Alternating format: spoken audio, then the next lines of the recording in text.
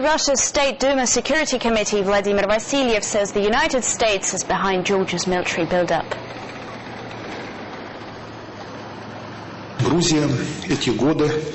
Georgia could have used the years of Saakashvili's presidency in different ways to build up the economy, to develop the infrastructure, to solve the social issues both in South Ossetia and Abkhazia and the whole state. Instead of this strategy, the Georgian leadership with President Saakashvili undertook consistent steps to increase its military budget from $30 million to $1 billion. Georgia was preparing for military actions. The U.S. is responsible for the militarization of Georgia, providing it with finance and weapons. I must say, not only the US, but other allies back it up as well. Now let's listen to what Viktor Mizin, who is a political analyst from the Institute of Strategic Assessment in Moscow, had to say.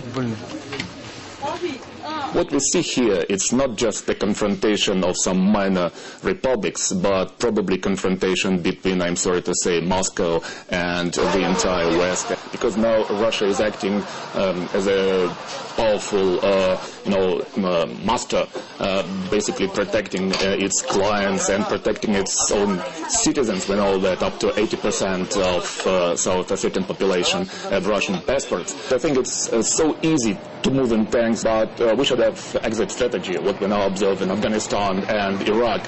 And you can't resolve the problems like that other than at the negotiations table. And first, Russia should move in, not with tanks, I think, but with some social and economic moves. Although, I mean, I'm fully with the Russian government, like all the Russians, because we must protect our people.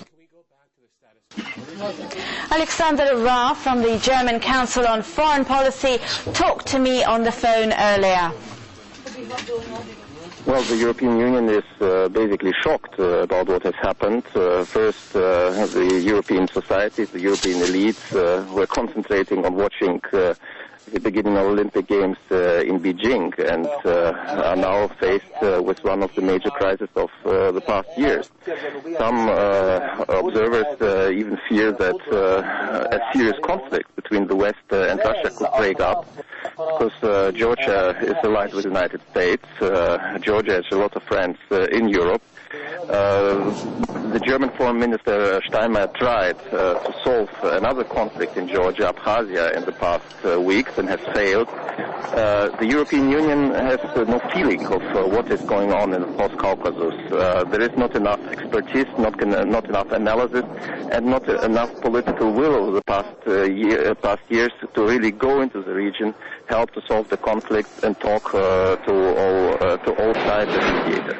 Well, I fear that the European Union has very few means to solve the conflict. Again, I referred to the plan of the German Foreign Minister Steinmeier to solve the Abkhazian conflict, where he proposed some kind of